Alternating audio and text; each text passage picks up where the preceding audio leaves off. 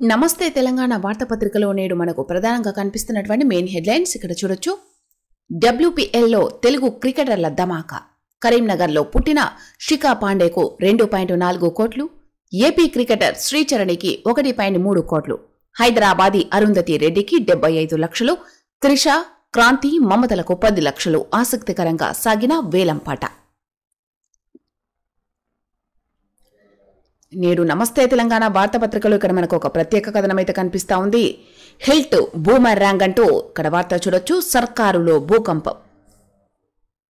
ఒక పాలసీ తెలంగాణ భూములను తెగనమ్మేందుకు సిద్ధమైంది. అదే పాలసీ 5 లక్షల కోట్ల స్కామ్కు తెరలేపి వివాదాస్పదమైంది. అదే పాలసీ మంత్రుల మధ్య చిచ్చుపెట్టి క్యాబినెట్ను చీల్చింది. అబద్దాలను నిజం చేయడానికి ఆపసోపాలు పడేలా చేస్తోంది.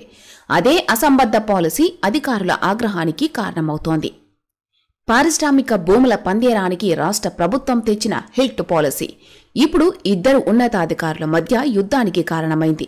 ఒకరు సీఎంఓలో ఉంటూ ముఖ్య నేతను రంజింపజేసే అధికారి కాగా, మరొకరు తనను సంప్రదించకుండా రూపొందించిన డ్రాఫ్టుపై సంతకం చేయాలంటూ ఒత్తిడి చేయడం రుచించని పరిశ్రమల శాఖ ఉన్నతాధికారి. నిజం నిప్పు లాంటిది, అరచేతిలో దాచేస్తే దాగదు. 6 మంత్రులు మీడియా సమావేశం పెట్టి ఆపసోపాలు పడుతూ చెప్పినంత మాత్రాన అబద్ధం నిజమైపోదు. పారిశ్రామిక భూముల వివాదంలో తేలుతున్నది ఇదే. ఇదంతా అత్యంత రహస్యంగా జరుగుతున్నదని, ఇందులో లోపాయికారి వ్యవహారమేదో దాగున్నదని, ప్రభుత్వ భూములను అడ్డికి పావుసేరుగా తెగనమ్మి గుట్టుగా కోర్టు కొల్లగట్టేందుకు బిగ్ కుట్ర నడుస్తోన్నదని నమస్తే తెలంగాణ కథనాలుగా చెబుతున్నదంతా నిజమేనని రుజువవుతోంది. ముఖ్య నేత మౌనంలో దాక్కుని 6 మంత్రులను తెరమీదికి దింపి ఎన్ని అబద్దాలు పలికించినా ఈ భూముల దందా వెనుక పెద్ద దోపిడీ కుట్ర దాగున్నదని స్పష్టమవుతూనే ఉన్నది అంటూ ఇక్కడ వార్త కనిపిస్తోంది. రాష్ట్ర రాజకీయాల్లో ప్రకంపనలు రేపుతోన్న ఇండస్ట్రియల్ ల్యాండ్స్ ట్రాన్స్ఫర్మేషన్ హెల్త్ పాలసీలో అడుగడుగునా సర్కారు ఆడిన డ్రామాలు, గోప్యత వెనుక దాక్కున్న అసలు వాస్తవాలు ఒక్కొక్కటిగా బయటపడుతున్నాయి. మొన్న క్యాబినెట్లో దక్షిణ తెలంగాణ మంత్రులు దానిని వ్యతిరేకించగా, ఇప్పుడు అధికారులు కూడా పాలసీని తప్పుపడుతున్నారు. సబ్ కమిటీ తనతో మాట్లాడలేదంటూ పరిశ్రమల శాఖ ఉన్నతాధికారి బాంబు పేల్చారు. సంబంధం లేని దానిపై సంతకం ఎలా చేస్తారంటూ ఆయన సీఎంఓలోని అధికారికి లేఖ రాశారు. ముఖ్య నేత జోక్యంతో చివరికి జీవో జారీ చేసినా తన జాగ్రత్తలో తానున్నారు. సబ్ కమిటీ సిఫార్సు వల్లే పాలసీ అనే పదాన్ని ఎగరగొట్టి టీజీఐఐసీ ప్రతిపాదన మేరకే పాలసీ అంటూ మార్చి రాసి ఉత్తర్వులిచ్చి చేతులు దులుపుకున్నారు. దాచేస్తే దాగని సత్యమిది. దోచేస్తే ఏదో చేస్తే బయటపడని రోజులు కావివి. రహస్యం బట్టబయలు. వివిధ శాఖలతో సంప్రదింపులు జరిపిన తర్వాతే పారిశ్రామిక భూముల అమ్మకానికి కేబినెట్ సబ్ కమిటీ సిఫార్సు చేసినట్టుగా పేర్కొంటూ రూపొందించిన డ్రాఫ్ట్ కాపీ. వాస్తవానికి పరిశ్రమల శాఖ ఉన్నతాధికారి పేరు మీద ఇది విడుదల కావాలి. కానీ నన్నెవరూ సంప్రదించలేదు. నాతో చర్చించకుండానే తయారు చేసిన డ్రాఫ్ట్ కాపీపై నేనెలా సంతకం చేస్తాను అంటూ పరిశ్రమల శాఖ ఉన్నతాధికారి సీఎంఓలో ఉండే మరో ఉన్నతాధికారికి లేఖ రాయడం తాజా పరిణామం.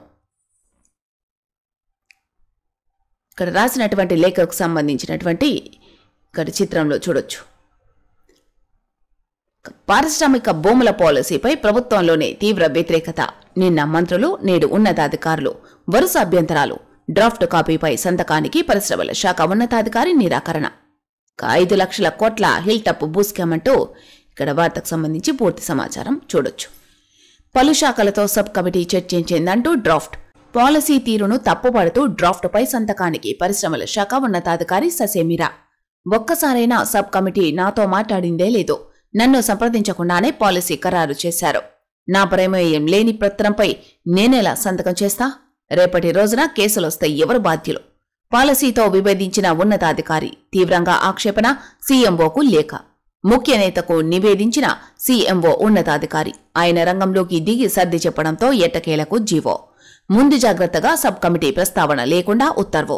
టీజీఐఐసీ ప్రతిపాదనల మేరకే పాలసీ అంటూ వివరణ. దొరికిపోయిన ప్రభుత్వం, భారీ స్కామ్ బట్టబయలు అంటూ ఇక్కడ వార్త చూడొచ్చు.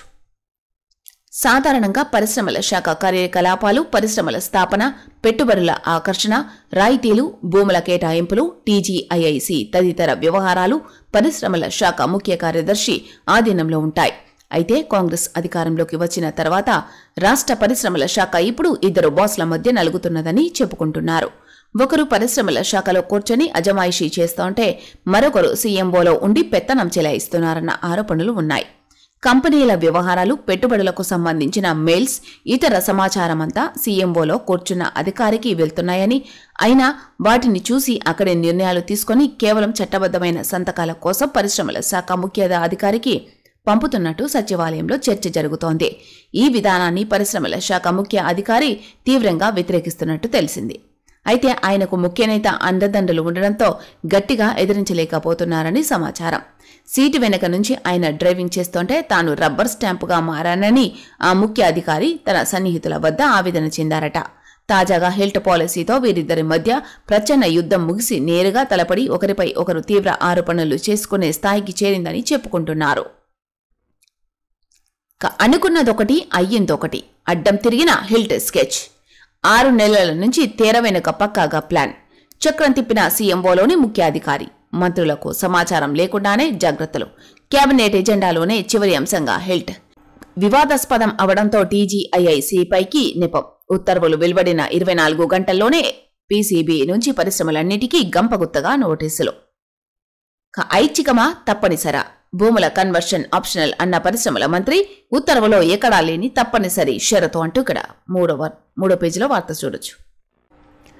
ఇది హెల్త్ బూమరాంగ్, సర్కారులో భూకంపమంటూ ఇక్కడ వార్తకు సంబంధించి పూర్తి సమాచారం. సాగు చేస్తేనే సాయం అంటూ ఇక్కడ మరో వార్త చూడొచ్చు. భరోసాకు కాంగ్రెస్ ప్రభుత్వం కోత అంటూ ఇక్కడ వార్త కనిపిస్తా ఉంది. ఈ యాసంగి నుంచే అమలుకు సన్నాహాలు. శాటిలైట్ సర్వేతో సాగు విస్తీర్ణం లెక్కింపు. వ్యవసాయ యూనివర్సిటీలో ప్రయోగాలు. తర్వాత రాష్ట్రమంతా అమలుకు నిర్ణయం. రైతు భరోసా ఇచ్చే నాటికి శాటిలైట్ టెక్నాలజీ సిద్ధం చేయాలని మంత్రి తుమ్మల ఆదేశం. ఇదే జరిగితే 90 లక్షల ఎకరాలకు ఎగవేత, 5,000 కోట్లు కోల్పోనున్న అన్నదాతలు. శాటిలైట్ చిత్రాల ద్వారా సాగు విస్తీర్ణాన్ని అంచనా వేసే సాంకేతికత అందుబాటులోకి తెచ్చే ప్రక్రియను వేగవంతం చేయండి. యాసంగిలో రైతు భరోసా అందించే సమయానికి ఈ సాంకేతికతను పూర్తిగా వినియోగంలోకి తేవాలి. తద్వారా సాగు విస్తీర్ణం ప్రకారం రైతు భరోసా నిధులు జమ చేయడం సులభం అవుతుంది అంటూ బుధవారం నాటి సమీక్షలో వ్యవసాయ మంత్రి తుమ్మల నాగేశ్వరరావు వెల్లడించినట్టుగా ఇక్కడ వార్త చూడొచ్చు. కాంగ్రెస్ ప్రభుత్వం రైతులపై పగబట్టినట్టు వ్యవహరిస్తోంది. పంట పెట్టుబడి సాయంగా అందిస్తున్న రైతు భరోసాలో కోతలకు మళ్లీ రంగం సిద్ధం చేస్తోంది. ఈ యాసంగి సీజన్లో సాగు చేసిన పంటలు వేసిన భూమికే రైతు భరోసా పెట్టుబడి సాయం అందించాలని నిర్ణయించింది. ఇందుకు మంత్రి తుమ్మల నాగేశ్వరరావు చేసిన వ్యాఖ్యలే నిదర్శనంగా నిలుస్తున్నాయి. అంటే యాసంగి నుంచి పంట వేస్తేనే పెట్టుబడి సాయం అందుతుంది, లేదంటే నయా పైసా రాదు. దీనికోసం ఇప్పటికే శాటిలైట్ ద్వారా సాగు విస్తీర్ణాన్ని లెక్కించే సాంకేతికతను అభివృద్ధి చేస్తున్నారు. ప్రస్తుతం వ్యవసాయ యూనివర్సిటీలో ప్రయోగ దశలో ఉన్న ఈ సాంకేతికత త్వరలోనే పూర్తి స్థాయిలో అందుబాటులోకి రానుంది. ఆ వెంటనే పంటల విస్తీర్ణాన్ని లెక్కించి సాగు చేసిన భూములకు మాత్రమే రైతు భరోసా అందించనున్నారు. ఇక సీఎం ఇలాకాలో రైతు భూ సమస్య పరిష్కరించాలని కలెక్టరేట్ ముందు విఫలయత్నం. తీరు మారకుంటే నాన్ బెయిలబుల్ వారెంట్ తప్పదు. హైడ్రా కమిషనర్కు హైకోర్టు వార్నింగ్. కోర్టు అంటే కనీస గౌరవం లేదా? మా ఆదేశాలను లెక్క చేయడం లేదేం? హైడ్రా కమిషనర్ తీరుపై హైకోర్టు నిప్పులు అంటే ఇక్కడ వార్త చూడొచ్చు. కుకట్పల్లి నల్ల చెరువు పక్కన ప్రగతి నగర్లో ఉన్న పేదల గుడిసెలను గురువారం హైడ్రా కూల్చివేసింది. ఈ సందర్భంగా హైడ్రా బుల్డోజర్లకు అడ్డుపడిన మహిళలు ఇక్కడ చిత్రంలో చూడొచ్చు. బీసీ కమిషన్ రిపోర్ట్ ఇవ్వండి. ప్రభుత్వానికి హైకోర్టు నోటీసులు. మహమూదుపట్నం ఎన్నికల నిలిపివేత. తొలి దశ పంచాయతీకి నామినేషన్లు షురు. బీసీలకు కాంగ్రెస్ సర్కారు అన్యాయం చేయడాన్ని నిరసిస్తూ గురువారం గన్పార్కు అమరవీరుల స్తూపం వద్ద నిరసన చేపట్టిన శ్రీనివాస్ గౌడ్, జైపాల్ యాదవ్ బీసీ నేతలు.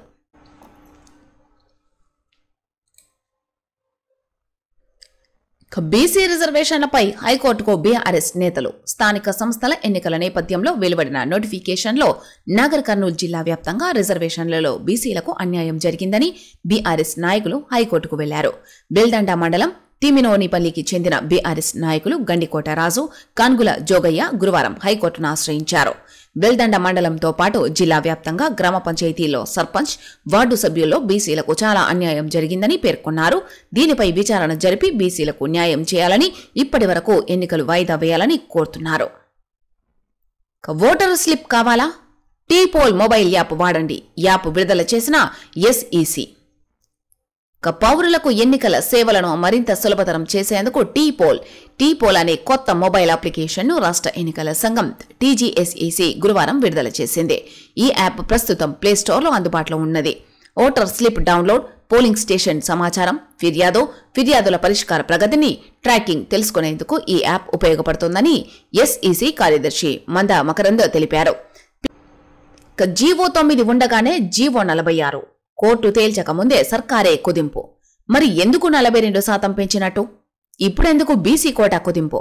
హైకోర్టు ఆదేశాలే కారణమని సాకులు. డెడ్లైన్ ముగిసిన 2 నెలలకు హడావిడి. కోర్టుపై నిబంధెట్టేందుకు కాంగ్రెస్ యత్నం. అధినేత రాహుల్ గాంధీ పూర్తిగా మౌనం. పార్లమెంటులో కేంద్రాన్ని ప్రశ్నించని వైనం. బీసీలకు కాంగ్రెస్ సర్కారు ద్రోహమంటూ ఇక్కడ మనకు వార్తకు చూడొచ్చు. బీసీలకు స్థానిక సంస్థల ఎన్నికల్లో 42% రిజర్వేషన్లను కల్పిస్తూ జీవో 9ని కాంగ్రెస్ ప్రభుత్వం తొలుత విడుదల చేసింది. ఆ వెంటనే షెడ్యూల్ విడుదల చేసింది. హైకోర్టు స్టే విధించడంతో ఆ జీవో అమలు అటకెక్కింది. జీవోపై విచారణ డిసెంబరు 12న కొనసాగాల్సి ఉంది. అంతలోనే హడావిడిగా మొత్తం రిజర్వేషన్లను మళ్లీ 50% లోపు కుదిస్తూ ప్రభుత్వం తాజాగా జీవో 46ని విడుదల చేసి ఎన్నికల షెడ్యూల్ ప్రకటించింది. ఇప్పుడిదే చర్చనీయాంశంగా మారింది.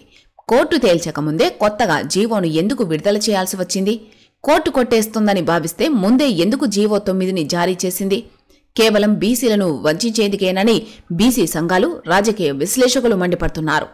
కోర్టుపై నిబంధెట్టేందుకు కాంగ్రెస్ ప్రయత్నిస్తోండటంపై నిప్పులు చెరుగుతున్నారు.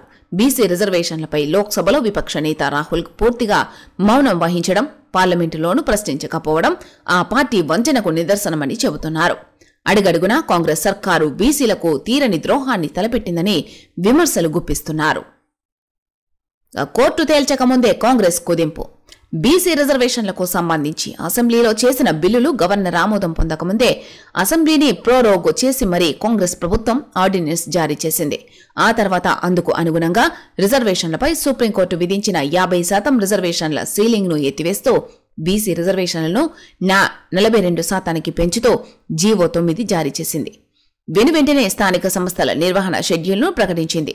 జీవో 9 అమలును సవాలు చేస్తూ సామాజిక కార్యకర్తలు, పలువురు రాజకీయ నేతలు, కుల సంఘాల నాయకులు వేరువేరుగా హైకోర్టులో పిటిషన్లు దాఖలు చేశారు. మరోవైపు ప్రభుత్వ నిర్ణయం చట్టబద్దమేనని, ఆయా కేసులలో తమ వాదనలు వినాలంటూ కాంగ్రెస్, సిపిఐ నాయకులతో పాటు బీసీ సంఘాలు, కుల సంఘాల ప్రతినిధులు వేరువేరుగా 30 ఇంప్లీడ్ పిటిషన్లు దాఖలు చేశారు. ప్రధాన పిటిషన్లతో పాటు అన్ని ఇంప్లీడ్ పిటిషన్లను విచారించేందుకు ధర్మాసనం అనుమతించింది. ఈ నేపథ్యంలో జీవో 9 అమలుపై తాత్కాలికంగా స్టే ఇచ్చింది. పూర్తిగా రద్దు చేయలేదు. కోర్టులో వాదనలో పూర్తిగా మొదలు కాలేదు. డిసెంబరు 12న వాదనలు కొనసాగాల్సి ఉంది. కానీ ప్రభుత్వం ముందుగానే రిజర్వేషన్లపై యూటర్న్ తీసుకుంది. సుప్రీం నిబంధనలకు అనుగుణంగా 50% సీలింగ్ను అనుసరిస్తూ రిజర్వేషన్లు ఖరారు చేయాలని నిర్ణయించింది. ఈ మేరకు జీవో 46 విడుదల చేసింది. వెంటనే ఎన్నికల సంఘం రిజర్వేషన్లను ఖరారు చేయడంతో పాటు షెడ్యూల్ కూడా ప్రకటించింది. హైకోర్టులో 12న జీవో 9పై విచారణ ఉండగా అంతకుముందు రోజే మొదటి దశ పూర్తి చేసేలా ప్రణాళిక రూపొందించడం గమనార్హం. ఈ క్రమంలో కాంగ్రెస్ తీరుపై బీసీ సంఘాలు నిప్పులు చెరుగుతున్నాయి. జీవో 9పై ఎటూ తేలకముందే జీవో 46 విడుదల చేసి ద్రోహం చేశారని బగ్గుమంటున్నాయి. నాడు హల్చల్, నేడు గప్చుప్. బీసీ రిజర్వేషన్ల అంశంపై కామారెడ్డి డిక్లరేషన్ ప్రకటించిన నాటి నుంచి కాంగ్రెస్ నేతలు ఊదరగొట్టారు. కుల సర్వే చేసిన సమయంలో, అసెంబ్లీలో బిల్లులు చేసిన సందర్భంలో అవి అమల్లోకి వచ్చినట్టే చెప్పుకున్నారు. బిల్లులు గవర్నర్ ఆమోదం పొందకముందే అనుకూల బీసీ, కుల సంఘ నేతలతో సత్కారాలు, సన్మానాలు చేయించుకున్నారు. అటు తర్వాత బిల్లులను ఆమోదించాలని ఢిల్లీ వెళ్లి ప్రభుత్వ పెద్దలు హడావిడి చేశారు. ధర్నాలకు దిగారు. తెలంగాణ కులగణన దేశానికే ఆదర్శమని రాహుల్ గాంధీ నుంచి మొదలు రాష్ట్ర నేతల వరకు ఊరదకొట్టారు. జీవో 9పై హైకోర్టు స్టే విధించగానే డిప్యూటీ సీఎం బట్టి విక్రమార్క సహా పలువురు మంత్రులు సుప్రీంకోర్టుకు సైతం వెళ్లి హడావిడి చేశారు. హైకోర్టులో కొనసాగిన విచారణకు సైతం మంత్రులు కొండా సురేఖ, పొన్నం ప్రభాకర్, వాకిటి శ్రీహరి, ప్రభుత్వ విప్ శ్రీనివాసరావు, సీనియర్ నేతలు వి హనుమంతరావు, కె కేశవరావు హాజరై ఫోటోలతో ఆర్భాటం చేశారు. కానీ నేడు జీవో 9పై ఎటూ తేలకుండానే జీవో 46ను జారీ చేసి బీసీలకు తీరని ద్రోహాన్ని తలపెడితే కాంగ్రెస్లోని ఏ నాయకుడు కూడా నోరు మెదపకపోవడం గమనార్హం. రాహుల్ గాంధీ సమాధానమేది? రిజర్వేషన్లపై లోక్సభలో విపక్ష నేత రాహుల్ గాంధీ ఇప్పటికీ నోరు మెదపడం లేదు. రిజర్వేషన్ల కుదింపుపై మౌనం వహించడం చూస్తుంటే పార్టీ చిత్తశుద్ధి ఏంటో తేటతెల్లమవుతున్నదని బీసీలు మండిపడుతున్నారు. మహారాష్ట్ర ఎన్నికల సమయంలో ప్రభుత్వాన్ని మధ్యలో వదిలేసి మరీ తెలంగాణకు ఆగమేఘాల మీద వచ్చి బీసీ నేతలు సంఘాలతో రాహుల్ భేటీ అయ్యారు. ఆ తర్వాత బీహార్ ఎన్నికల నోటిఫికేషన్కు ముందు కూడా ఢిల్లీలోనూ ప్రత్యేకంగా మీటింగ్ పెట్టి కులగణన చేసి ఆదర్శంగా నిలిచామని చెప్పుకున్నారు. కానీ బీసీ బిల్లుల ఆమోదం కోసం ఢిల్లీలో కాంగ్రెస్ నిర్వహించిన ధర్నా వైపు చూడలేదు. లోక్సభలో ఇండియా కూటమికి 290కి పైగా ఎంపీలున్నారు. ప్రైవేటుగా బిల్లు పెట్టే అవకాశమున్నా రాహుల్ గాంధీ పట్టించుకోవడం లేదు. కాంగ్రెస్ సర్కారు పాపం హైకోర్టుపై నెపం. నిరుడు జనవరి 31తోనే గ్రామ సర్పంచ్ల పదవీకాలం ముగిసింది. పాలక వర్గాల గడువు ముగిసినా రాష్ట్ర ప్రభుత్వం స్థానిక సంస్థల ఎన్నికలు నిర్వహించడం లేదంటూ పలు జిల్లాల మాజీ సర్పంచులు ఈ ఏడాది జూన్లో హైకోర్టులో పిటిషన్లు దాఖలు చేశారు. వాటిని విచారించిన హైకోర్టు ధర్మాసనం జూన్లోనే ప్రభుత్వానికి స్పష్టమైన ఆదేశాలు జారీ చేసింది. ఎన్నికల నిర్వహణకు అవసరమైన చర్యలను ప్రభుత్వం 30 రోజుల్లో పూర్తి చేయాలని ఆదేశించింది. వార్డుల విభజన, సర్పంచులు, వార్డు సభ్యుల రిజర్వేషన్ల వర్గీకరణ పూర్తి చేయాలని చెప్పింది. గ్రామ పంచాయతీల ఎన్నికల ప్రక్రియను సెప్టెంబర్ 30వ తేదీ నాటికి పూర్తి చేయాలని ఉత్తర్వులను జారీ చేసింది. కానీ ఇటీవల వరకు ప్రభుత్వం దృష్టి సారించలేదు. హైకోర్టు గడువు ముగిసినా దాదాపు 2 నెలల తర్వాత జీవో 46 ద్వారా ఎన్నికల నిర్వహణకు సిద్ధమైంది. రిజర్వేషన్లను కుదింపునకు ఇప్పుడు హైకోర్టు ఆదేశాలే కారణమని నెపం నెట్టేందుకు ప్రభుత్వం ప్రయత్నిస్తుండడం కొసమెరుపు. కాంగ్రెస్ ది దోపిడీ పాలన, జీవో 46 అమలు తీవ్ర అన్యాయమంటూ మాజీ మంత్రి శ్రీనివాస్ గౌడ్ వెల్లడించినట్టుగా ఇక్కడ వార్త చూడొచ్చు. కాంగ్రెస్ ది ప్రజాపాలన కాదని దోపిడీ పాలన అని మాజీ మంత్రి వి శ్రీనివాస్ గౌడ్ ఆగ్రహం వ్యక్తం చేశారు. రాష్ట్ర ప్రభుత్వం 2 ఏళ్లుగా స్థానిక ఎన్నికల్లో బీసీలకు 42% రిజర్వేషన్లు అమలు చేస్తామని హామీ ఇచ్చి మోసగించిందని ధ్వజమెత్తారు. 42% రిజర్వేషన్లు కల్పించకుండానే బుధవారం స్థానిక ఎన్నికల నోటిఫికేషన్ విడుదల చేయడాన్ని నిరసిస్తూ బీసీ విద్యార్థి సంఘం అధ్యక్షుడు వేముల రామకృష్ణ ఆధ్వర్యంలో గన్ పార్కులోని అమరవీరుల స్తూపం వద్ద చేపట్టిన కార్యక్రమానికి ముఖ్య అతిథిగా హాజరైన శ్రీనివాస్ గౌడ్ మాట్లాడారు. కాంగ్రెస్, బీజేపీ కలిసి బీసీలను రాజకీయంగా అణగదొక్కేందుకే బీసీ రిజర్వేషన్ల అంశాన్ని తేల్చకుండా కాలయాపన చేశాయని ఆరోపించారు. జీవో 46 అమలు చేయడం తీవ్ర అన్యాయమని పేర్కొన్నారు. స్థానిక ఎన్నికల నోటిఫికేషన్ను తక్షణమే రద్దు చేయాలని, లేని పక్షంలో రాష్ట్రంలోని బీసీలంతా ఏకమై కాంగ్రెస్ అభ్యర్థులను ఓడించాలని పిలుపునిచ్చారు. మాజీ ఎమ్మెల్యే జైపాల్ యాదవ్ మాట్లాడుతూ బీసీలకు ఇచ్చిన హామీని నిలబెట్టుకోని కాంగ్రెస్ను స్థానిక ఎన్నికల్లో గతం చేయాలని పిలుపునిచ్చారు.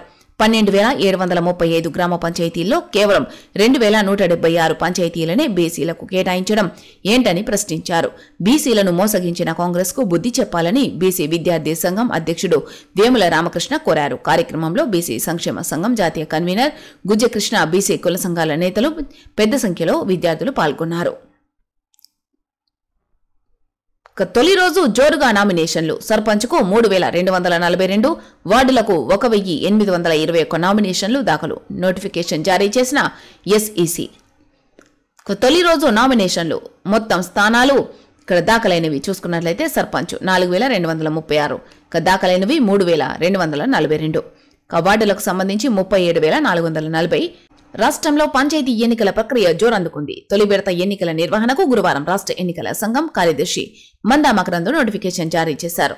తొలి విడతలో 4,236 సర్పంచ్, 37,440 వార్డు సభ్యులను ఎన్నుకునేందుకు రిటర్నింగ్ అధికారులు ప్రకటన విడుదల చేశారు. ఓటర్ల తుది జాబితాను గ్రామ పంచాయతీ కార్యాలయ నోటీసు బోర్డులపై అతికించారు. తొలి రోజు 31 జిల్లాలోని 4,236 సర్పంచ్ స్థానాలకు 3,242, 37,440 వార్డులకు గాను 1,821 నామినేషన్లు దాఖలైనట్టు ఎస్ఈసీ గురువారం వెల్లడించింది. సిపిఐ, సిపిఎం పరస్పర ఒప్పందం. గ్రామ పంచాయతీ ఎన్నికల్లో ఒకరిపై మరొకరు పోటీ చేయొద్దని నిర్ణయం. బీసీలకు తీరని అన్యాయం.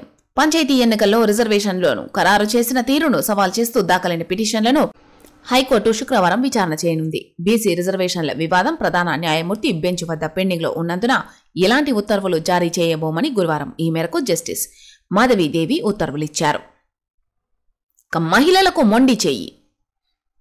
పంచాయతీ పోరులో రిజర్వేషన్లు 45.41%. గత బీఆర్ఎస్ ప్రభుత్వ హయాంలో 49.09% సీట్లు కేటాయింపు. ప్రస్తుతం 12,728 గ్రామాల్లో మహిళలకు 5,780 మాత్రమే. బీఆర్ చట్టం 2018కి కాంగ్రెస్ తోట్లు అంటూ ఇక్కడ వార్త కనిపిస్తా ఉంది. ఇక ఈ గ్రామ పంచాయతీ ఎన్నికల్లో మహిళలకు మొండి చేయి అంటూ ఇక్కడ వార్త చూడొచ్చు. మహిళలకు నష్టం జరిగింది ఇలా అంటూ ఇక్కడ ఇవ్వడం జరిగింది. సర్పంచ్ ఎన్నికలు జరిగే జీపీలు 12,728, 50% సగం స్థానాలు 6,364. మహిళలకు దక్కిన సీట్లు కేవలం 5,780. మహిళలకు దక్కిన రిజర్వేషన్లు 45.41%. మహిళలకు ప్రాతినిధ్యం దక్కని స్థానాలు 584. స్థానిక సంస్థల ఎన్నికల్లో బీసీలకు 42% రిజర్వేషన్లు కల్పిస్తామని హామీ ఇచ్చి బడుగు బలహీన వర్గాలను మోసం చేసిన కాంగ్రెస్ సర్కారు మహిళలకు కూడా దోకా ఇచ్చింది. పంచాయతీ ఎన్నికల్లో చట్టబద్దంగా వారికి 50% సీట్లు దక్కాల్సి ఉండగా 46% కల్పించింది. రాష్ట్రంలో జిల్లాల వారీగా అధికారులు రిజర్వేషన్లు ఖరారు చేయగా మహిళలకు సగం సీట్లు దక్కాల్సి ఉండగా 45 నుంచి 46% పరిమితమైంది. అంటే 4% సీట్లకు కోత పెట్టారు. రేవంత్ రెడ్డి ప్రభుత్వం నిర్లక్ష్యం, దుందుడుకు చర్యల వల్ల 584 గ్రామాల్లో మహిళలు సర్పంచులు అయ్యే అవకాశాన్ని కోల్పోయారు. అధికార లెక్కల ప్రకారం రాష్ట్రంలోని 31 జిల్లాలో మొత్తం 12,760 గ్రామ పంచాయతీలున్నాయి. కోర్టు కేసుల కారణంగా 32 గ్రామాలను మినహాయించి 12,728 జీపీలకు ఎన్నికలు నిర్వహించనున్నారు. చట్టం ఏం చెబుతోంది? తెలంగాణ పంచాయతీరాజ్ చట్టం 2018లోని నిబంధనల ప్రకారం గ్రామ పంచాయతీలోని మొత్తం స్థానాల్లో సర్పంచులు, వార్డు సభ్యుల పదవుల్లో మహిళలకు 50% అంటే సగం రిజర్వేషన్లు కల్పించాలి. అంటే ఎస్సీ, ఎస్టీ, బీసీ, జనరల్ వర్గాలు రిజర్వ్ చేయబడిన ప్రతి కేటగిరీలోనూ సగం స్థానాలు ఆయా వర్గాల మహిళలకు కేటాయించాల్సిందే. ఈ చట్టంలోని సెక్షన్ 17 సర్పంచ్ పదవుల రిజర్వేషన్లు, సెక్షన్ 9 వార్డు మెంబర్ల సీట్ల రిజర్వేషన్ల గురించి వివరిస్తుంది. దీని ప్రకారం రాష్ట్రంలో ప్రస్తుతం నిర్వహించబోయే 12,728 సర్పంచ్ స్థానాలకు గాను మహిళలు సగం సీట్లు అంటే 6,364 స్థానాల్లో ప్రాతినిధ్యం వహించాలి. కానీ 5,780 45.41% సీట్లు మాత్రమే దక్కాయి. 584 గ్రామాల్లో వారికి సర్పంచ్ పదవులు దక్కకుండా పోయాయి. ఇక 1,12,242 వార్డులకు గాను 56,121 వార్డులు మహిళలకే దక్కాలి. కానీ చట్ట ప్రకారం మహిళలకు దక్కలేదు. రాష్ట్ర ఎన్నికల కమిషన్ వెబ్సైట్లో పెట్టిన రిజర్వేషన్ల నోటిఫికేషన్లను పరిశీలిస్తే రిజర్వేషన్ల విషయంలో మహిళలకు జరిగిన అన్యాయం వెలుగులోకి వచ్చింది.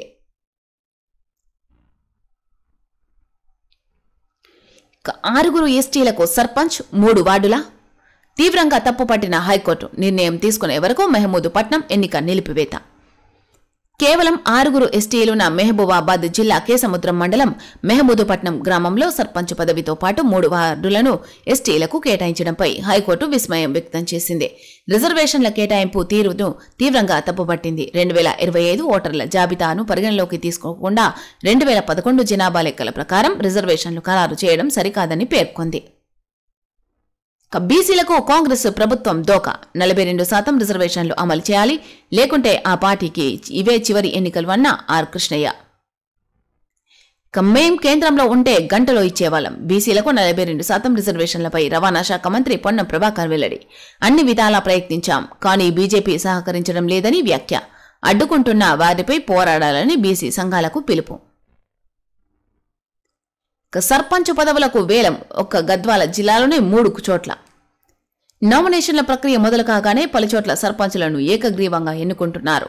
ఒక్క జోగులాంబ గద్వాల జిల్లాలోనే వేలం ద్వారా 3 జీపీలకు సర్పంచులను ఎన్నుకున్నారు. గద్వాల మండలం కొండపల్లిలో వేలం వేయగా అభ్యర్థులు 3 పోటీపడ్డారు. 60 లక్షలకు సీడ్ కృష్ణారెడ్డి ఈ పదవిని దక్కించుకున్నాడు. గట్టు మండలం గొర్లకాందొడ్డి సర్పంచ్ పదవిని నేష శ్రీనివాసులు 57 లక్షలకు సర్పంచ్ పదవిని దక్కించుకున్నట్టు గ్రామ పెద్దలు తీర్మానించారు. బీసీ కమిషన్ రిపోర్ట్ ఇవ్వండి, ప్రభుత్వానికి హైకోర్టు నోటీసులు. బీసీలకు రిజర్వేషన్ల కోసం ఏర్పాటు చేసిన ప్రత్యేక కమిషనర్ రిపోర్టును అందజేయాలని రాష్ట్ర ప్రభుత్వానికి హైకోర్టు నోటీసులు జారీ చేసింది. రిజర్వేషన్లను ఖరారు చేస్తూ జారీ చేసిన జీవో 46ను సవాల్ చేస్తూ వికారాబాద్ జిల్లా నవాబ్పేట మండలం అతాపూర్ గ్రామస్తుడు జి రమేష్ గౌడ్ గురువారం అత్యవసర లంచ్ మోషన్ పిటిషన్ దాఖలు చేయగా జస్టిస్ టి మాధవిదేవి విచారించారు. రిజర్వేషన్ల ఖరారు తప్పుల తరగగా జరిగిందని, జీవో ద్వారా గైడ్లైన్స్ జారీ చేసి రిజర్వేషన్లు ఖరారు చేయడం చట్ట వ్యతిరేకమని న్యాయవాది సంతోష్ కుమార్ వాదించారు. ఇది రాజ్యాంగంలోని అధికరణ 243D పంచాయతీరాజ్ చట్టంలోని సెక్షన్ 9, 17లకు వ్యతిరేకమని ప్రకటించాలని కోరారు. బీసీ రిజర్వేషన్ల ఏర్పాటు చేసిన ప్రత్యేక కమిషన్ నివేదిక ఇచ్చినప్పటికీ ప్రభుత్వం బహిర్గతం చేయలేదని పేర్కొన్నారు. ప్రభుత్వం గడువు కోరడంతో విచారణ శుక్రవారానికి వాయిదా పడింది. బీసీలకు కాంగ్రెస్ వెన్నుపోటు. కులగణన చేసి తెలంగాణ, కర్ణాటక రాష్ట్రాల్లో చేసిందేమిటో చెప్పాలి. రాజ్యసభ సభ్యుడు లక్ష్మణ్ డిమాండ్. ఏకగ్రీవాలపై ఈసీ నజర్ అంటూ ఇక్కడ మరో వార్త చూడొచ్చు. రాష్ట్రంలో గ్రామ పంచాయతీ ఎన్నికల ప్రక్రియ ప్రారంభమైన నేపథ్యంలో ఏకగ్రీవాలపై ఎన్నికల సంఘం ప్రత్యేక నిఘా పెట్టింది. వేలంపాటలు, బెదిరించి నామినేషన్లు విత్డ్రా చేయించడం, తాయిలాలు ప్రకటించి ఏకగ్రీవాలు చేసుకోకుండా కొత్త విధానాలు తీసుకొచ్చింది. ఎన్నికల ప్రక్రియతో పాటు ఏకగ్రీవాల విషయంలో అక్రమాలను నిరోధించేందుకు అత్యంత కఠిన చర్యలు ప్రకటించింది. తప్పనిసరి ధృవీకరణ విధానాన్ని అమలు చేయాలని జిల్లా ఎన్నికల అధికారులకు గురువారం ఎస్ఈసీ సెక్రటరీ మందా మకరందు ఉత్తర్వులు జారీ చేశారు. దీని ప్రకారం జిల్లా ఎన్నికల అథారిటీ డిఈఏ ప్రత్యేక పర్యవేక్షణ సెల్ ఏర్పాటు చేయాలి. ఈ సెల్ వేలంపాట, ప్రలోభాలు, బెదిరింపులకు సంబంధించిన ఫిర్యాదులను స్వీకరించాలి.